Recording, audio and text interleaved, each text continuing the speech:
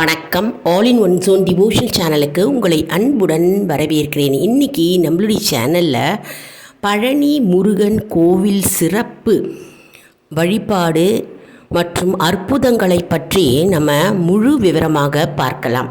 அதற்கு முன்னால் நம்மளுடைய சேனலை தான் ஃபர்ஸ்ட் டைம் பார்க்குறவங்களா இருந்தாலும் சரி, சப்ஸ்கிரைப் பண்ணாமல் பார்க்குறவங்களா இருந்தாலும் சரி, நம்ம சேனலை சப்ஸ்கிரைப் பண்ணிக்கோங்க. கூடவே அந்த பெல் பட்டனை ப்ரெஸ் பண்ணிக்கோங்க. ஆல் என்கின்ற ஆப்ஷனையும் ப்ரெஸ் பண்ணிக்கோங்க. அப்போ தான் நான் போடுற வீடியோஸ் எல்லாம் உங்களுக்கு உடனுக்குடன் நோட்டிஃபிகேஷனில் மிஸ் பண்ணாமல் தெரிய வரும். சரி, வாங்க இப்போது நமக்கு வீடியோக்குள்ளே போகலாம். அதாவது பழனி முருகன் கோவில் சிறப்பு என்னவென்றால், மலை மீதுள்ள தண்டபாயுத கோவில் இருக்கிறது.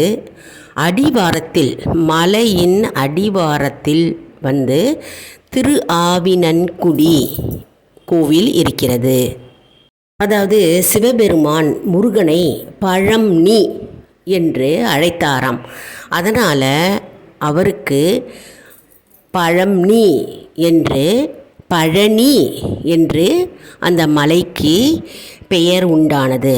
இது எப்படி அப்படின்னா, ஒரு காலத்தில் முருகனுக்கும் விநாயக பெருமானுக்கும் பழம் போட்டி இருந்ததாம். அம்மையப்பனை வலம் வந்து விநாயக பெருமான் பழத்தை பெற்றுக்கொண்டாராம். முருகப்பெருமான் தோல்வி அடைந்து கோபத்துடன், மிகுந்த விரக்தியுடன் தோல்வியுற்றதை நினைத்து பழனி என்ற மலையில் நின்று கொண்டு அதாவது துறவி கோலத்தில் நின்று கொண்டு இருக்கிற கோலம்தான் பழனி என்று பெயர் வந்ததாம்.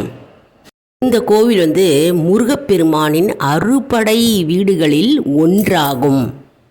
மேலும் அகத்திய முனிவர் என்ன செய்தாராம், சிவகிரி, சித்திரகிரி என்ற 2 மலைகளை கைலாய மலையிலேருந்து கொண்டு வந்தாராம். கொண்டு வரும்பொழுது பழனி மலையில் சற்று இளைப்பாரி இருந்தாராம்.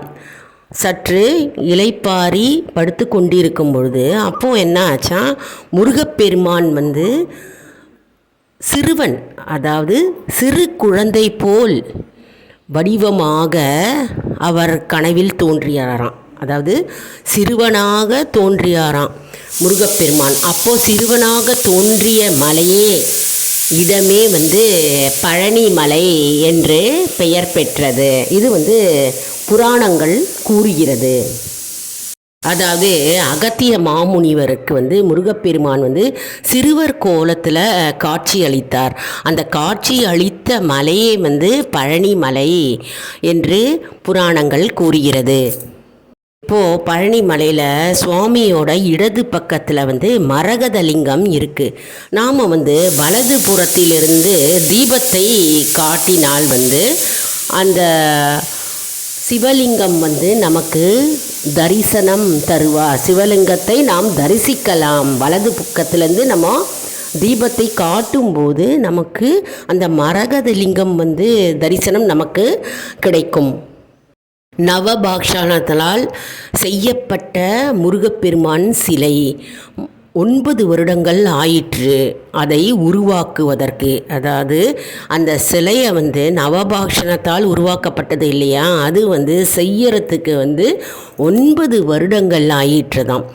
அதே போன்று கண், நெற்றி, மூக்கு, வாய் மற்றும் தோள்பட்டை, கை, விரல்கள் இதெல்லாம் உளியால் செதுக்கப்பட்டது போல் காட்சி அளிக்கும்.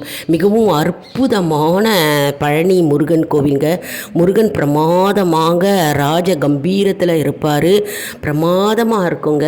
எப்போல்லாம் உங்களுக்கு நேரம் கிடைக்கிறதோ அப்போது பழனி மலைக்கு போய் பழனி முருகனை தரிசியுங்கள். இப்போ பார்த்தோம்னா, நவபாக்ஷான முருகன் சிலையை போகர் என்ற சித்தர் பிரதிஷ்டை செய்ததாக புராணங்கள் கூறுகிறது. போகர் சித்தர் நவபாக்ஷான முருகன் சிலையை பிரதிஷ்டை செய்ததாக புராணங்கள் கூறுகிறது. அதாவது இந்த பழனி முருகன் கோவிலில் பார்த்தோம்னா முருகனுக்கு அபிஷேகம் செய்வாங்க இல்லையா, அந்த அபிஷேகம் செய்த பிரசாதம் வந்து நோய்களை தீர்க்க வல்லதாக புராணங்கள் கூறுகிறது. நோய்கள் அனைத்தும் தீரும் இந்த பழனி கோவில் அபிஷேக பிரசாதம் மிகவும் சிறப்பு வாய்ந்த பிரசாதமாக கருதப்படுகிறதுங்க. பழனி கோவிலில் பார்த்தோம்னா 6 முறை அபிஷேகம் செய்யப்படுகிறதுங்க முருகப்பெருமானுக்கு. அதாவது ஒரு முறை அபிஷேகம் செஞ்சுட்டு அலங்காரம் முடிந்த பிறகு மாலையோ மற்றும் அர்ச்சனையோ செய்வதில்லை. அதனால் அடுத்த அபிஷேகம் வரைக்கும் செய்யப்படுவதில்லை. இந்த கோவிலில் 6 முறை முருகப்பெருமானுக்கு அபிஷேகம் அலங்காரம் செய்யப்படுகிறது. கோயிலின் கருவறையை சுற்றி வந்து நறுமணம் வீசுகிறதுங்க. அதுவே வந்து மிகவும் சிறப்பு. இந்த கோவில் சிறப்புனே சொல்லலாம். மிகவும் நறுமணம், அதாவது கமகமன்னு வாசனையாக வந்து வாசனை திரவியங்கள் நறுமணமாக வீசுகின்றது கருவறையை சுற்றி. அது பெரும் சிறப்பு இந்த கோவிலுக்கே என்று நாம் சொல்லலாம். இங்கே பார்த்தோம்னா கேரளாவை நோக்கி முருகப்பெருமான் இருக்கிறார். இது கேரளா மக்களின் இஷ்ட தெய்வமாகவே கருதப்படுகிறார். மிகவும் சிறப்பு வாய்ந்த அற்புதமான பழனி முருகன் கோவிலுங்க. ஏற்கனவே போனவங்க வந்து அனுபவப்பட்டிருப்பீங்க. போகாதவங்க வந்து இந்த சிறப்புகளெல்லாம் தெரிஞ்சுக்கலாம். போங்க, ஒரு நாளைக்கு போகாதவங்க வந்து ஒரு நாளைக்கு குடும்பத்தோடு நீங்கள் வந்து பழனி முருகன் கோவிலுக்கு போய் பழனி முருகனை தரிசித்து அர்ச்சனை செய்து நம்ம வேண்டுதல்களை வைத்தால் கண்டிப்பாக அவர் நமக்கு வழி காட்டுவார். அந்த வேண்டுதல்கள் கண்டிப்பாக நிறைவேறும் என்பது நம்பிக்கை. பழனி முருகன் கோவில் வந்து முருகப்பெருமான் பக்தர்கள், அதாவது முருக பக்தர்களுக்கு ஒரு தனித்துவமான கோவில் மற்றும் அவர்களின் புனித தலமாக விளங்குகிறது.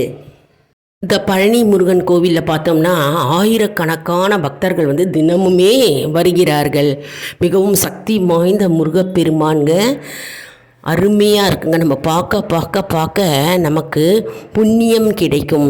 நம்ம வந்து எப்போவுமே வந்து நம்ம கோவிலுக்கு போனோம்னா மன அமைதியும் திருப்தியும் நமக்கு கிடைக்கும் இல்லையா.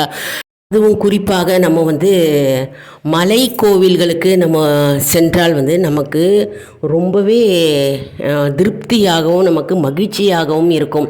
பழனி முருகன் கோவில் வந்து மலை மேலே இருக்குது இல்லையா, ரொம்ப ஆனந்தமாக இருக்குங்க. விஞ்ச் வசதி இருக்குது, ரோப் கார் இருக்குது. நம்ம வந்து ஈஸியாக நம்ம முருகப்பெருமானை நம்ம தரிசிக்க வசதிகள் இருக்கிறது. நம்ம வாழ்நாளில் ஒரு முறையாவது நம்ம பழனி கோவிலுக்கு போய் நம்ம முருகப்பெருமானை தரிசித்து நம்முடைய வாழ்வு வளமும் மற்றும் ஆரோக்கியமும் கூடும் என்பது நம்பிக்கை. இந்த வீடியோவில் நம்ம பழனி முருகன் கோவில் சிறப்பு மற்றும் நம்ம வந்து பூஜை மற்றும் எப்படி போவது அப்படின்றத நம்ம விரிவாக பார்த்தோம் இல்லையா. இந்த வீடியோ உங்களுக்கு மிகவும் பயனுள்ளதாக இருக்கும் என்று நான் நம்புகிறேன். இந்த வீடியோவுக்கு ஒரு லைக் கொடுங்க. இதை மற்றவர்களுக்கும் ஷேர் செய்யுங்கள், அவர்களும் பயனடையட்டும். மேலும் உங்களுடைய எக்ஸ்பீரியன்ஸை நீங்கள் ஷேர் செஞ்சுக்கோங்க நம்முடைய கமெண்ட் பாக்ஸில். அதாவது பழனி முருகன் கோவிலுக்கு எத்தனை முறை நீங்கள் சென்றிருக்கீர்கள், இல்லைனா இதுதான் முதல் தடவையாக போகிறீங்களா அப்படின்றதையும் நீங்கள் கமெண்ட் செக்ஷனில் தெரிவிங்க. மற்றும் ஆல் இன் ஒன் ஜோன் அன்பர்களுக்கு ஒரு அன்பான வேண்டுகோள். நம்முடைய கம்யூனிட்டி போஸ்ட்டில் கேள்வி பதில் நேரம் வருங்க. அந்த கேள்விகளுக்கு பதில் தாங்க. இது மூலம் நம்முடைய ஆன்மீக பயணம் எப்படி இருக்கிறது என்பதை நாம் தெரிந்து கொள்ளலாம் இல்லையா. இது ஒரு ஊக்கமாகவே நமக்கு அமையும். அதனால் இது சப்ஸ்கிரைப் செய்தவர்களுக்கு மட்டுமே தெரிய வரும். அதனால் நம்முடைய சேனலை மறக்காமல் சப்ஸ்கிரைப் செய்து கொள்ளுங்கள். அடுத்த வீடியோவில் வேறொரு தலைப்புடன் உங்களை வந்து சந்திக்கிறேன். நன்றி, வணக்கம். வெற்றிவேல் முருகனுக்கு அரோகரா, வீரவேல் முருகனுக்கு அரோகரா, ஞானவேல் முருகனுக்கு அரோகரா, சக்திவேல் முருகனுக்கு அரோகரா. ஓம் சரவண பவ, ஓம் சரவண பவ, ஓம் சரவண பவ. ஓம் ஐம் ரீம் வேல் காக்க, ஓம் ஐம் ரீம் வேல் காக்க, ஓம் ஐம் ரீம் வேல் காக்க. ஓம் கந்தா போற்றி, சரவணா போற்றி, ஓம் கார்த்திகை பாலா போற்றி, ஓம் தன்மலர் கடப்ப மாலை தாங்கிய தோலா போற்றி, பின்பதி வதனவல்லி வேலவா போற்றி போற்றி, ஓம் சண்முக கடவுள் போற்றி, சரவண துதித்தாய் போற்றி, கண்மணி முருகா போற்றி, கார்த்திகை பாலா போற்றி, தன்மலர் கடப்ப மாலை தாங்கிய தோலா போற்றி, பின்மதி வதனவல்லி வேலவா போற்றி போற்றி.